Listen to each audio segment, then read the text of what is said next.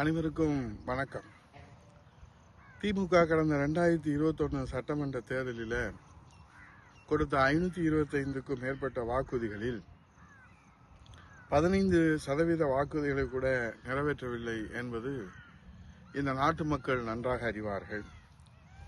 எந்த கொம்பனாலும் திமுகவை அசைத்து பார்க்க முடியாது என்று சவால் விடும் மாண்புமிகு முதலமைச்சர் ஸ்டாலின் அவர்கள் எந்தெந்த வாக்குறுதிகளை நிறைவேற்றியிருக்கிறேன் என்று தேர்தல் வாக்குறுதி எண்கள் வரிசைப்படி வெள்ளை அறிக்கை வெளியிட முன் வருவாரா என்கிற கேள்வி மக்கள் மத்தியிலே எழுந்திருக்கிறது. உதாரணத்திற்கு நாம் ஒன்று ரெண்டை விவாதிப்போமானால், நாட்டின் முதுகெலும்பாக விளங்கும் விவசாயிகளுக்கு கொடுத்த வாக்குறுதிகள் பலவற்றை இந்த திமுக அரசு ஆட்சி அமைத்தவுடன் நிறைவேற்றாமல் விவசாயிகளை ஏமாற்றி அவர்களை கண்ணீரில் மிதக்க விட்டிருக்கிறது என்பது விவசாயிகளுடைய வேதனை இன்றைக்கு வெளிப்படுத்தி வருகிறது. இப்போது நெற்பயிர்களும் நெல்மணிகளும் மழையால் பாதிக்கப்பட்டு நஷ்டத்திற்கு மேல் நஷ்டம் அடைந்து தற்கொலை செய்து கொள்ளும் அளவிற்கு மன உளைச்சலுக்கு விவசாயிகள் ஆளாயிருக்கின்றார்கள். அனைத்து பகுதிகளிலும், குறிப்பாக ஒவ்வொரு ஒன்றியங்கள் தோறும் தேவைக்கேற்ப அளவிற்கு தானிய சேமிப்பு கிடங்குகள் அமைக்கப்படும்.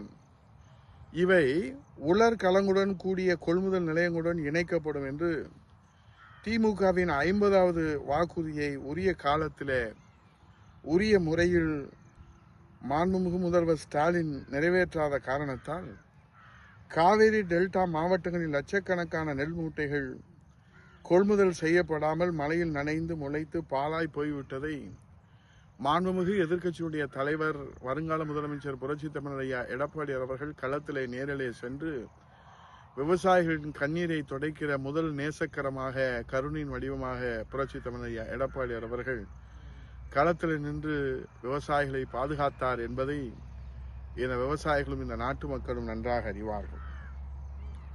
ஆனால் திமுக ஆட்சியில் வருடம் இந்த அவல நிலை நீடித்தே வருகிறது.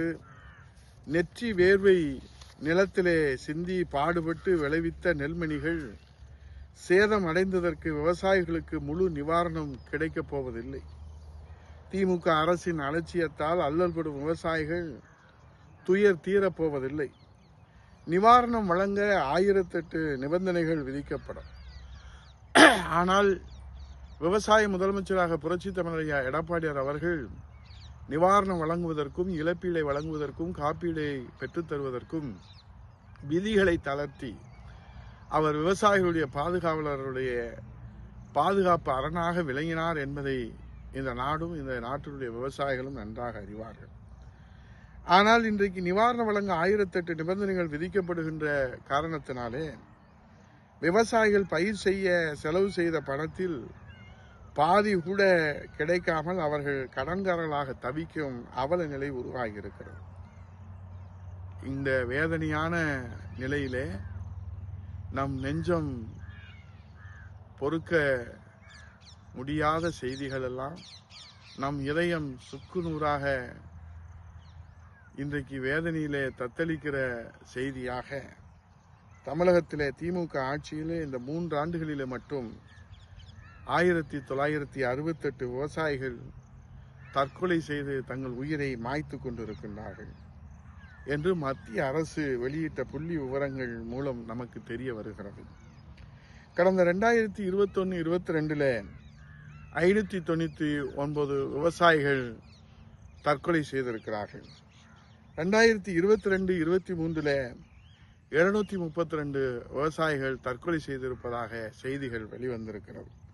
2023-24 631 பேர் என 3 ஆண்டுகளிலே 1968 விவசாயிகள் தங்கள் வாழ்வாதாரத்தை பாதுகாக்க முடியாமல் இந்த திராவிட முன்னேற்ற கழகத்தினுடைய மக்கள் விரோத ஆட்சியில தங்கள் உயிரை மாய்த்து கொண்டிருக்கிறார்கள்.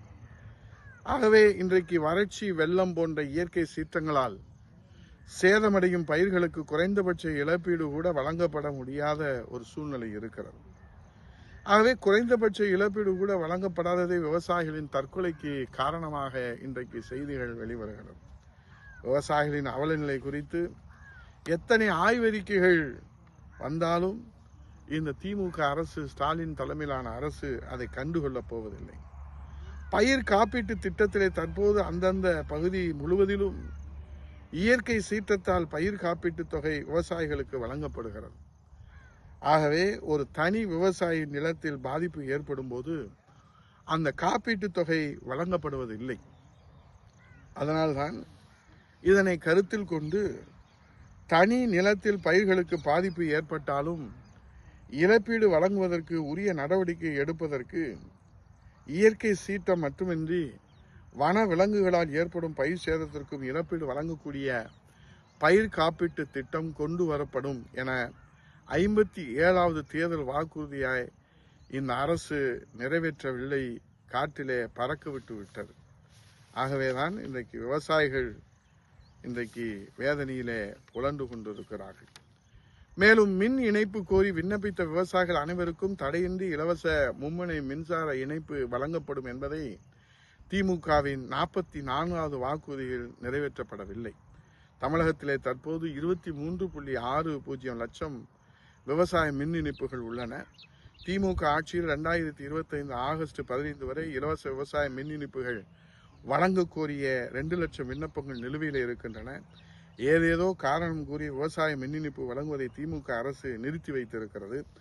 தேர்தல் வர இருப்பதை உத்தேசித்து 2025-26 நிதியாண்டில் 50,000 புதிய விவசாய மின் இணைப்புகள் வழங்குவதற்கான அறிவிப்பை கடந்த ஏப்ரல் மாதம் திமுக அரசு வெளியிட்டது. ஆனால் இலவச மின் இணைப்பு வழங்கும் பணியை துவக்க மின் வாரியம் சார்பில் அரசிடம் அனுமதி கேட்கப்பட்டது. ஆனால் இன்னும் அனுமதி கிடைக்காததால் இந்த பணிகள் துவங்கப்படவில்லை.